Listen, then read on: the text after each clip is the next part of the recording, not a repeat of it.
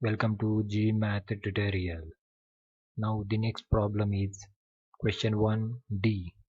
Evaluate the integral 1 upon 1 plus cos 2x dx.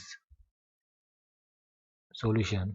In given, we want to find 1 upon 1 plus cos 2x integral dx.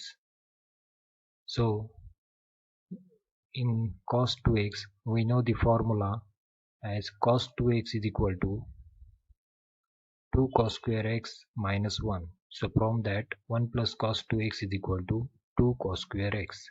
So we put 1 plus cos 2x is equal to 2 cos square x in the integral. So the integral becomes integral of 1 upon 2 cos square x dx. Now we use the formula. First we separate 1 upon 2 constant. So take outside the integral and integration of 1 upon cos square x dx. Now we use the transpose formula as 1 upon cos x is equal to sec x. So 1 upon cos square x becomes sec square x. So we put here, we get 1 upon 2 into integral of sec square x dx. So the integration of sec square x, we know that the tan x, hence 1 upon 2 into tan x plus c. C is the integral constant.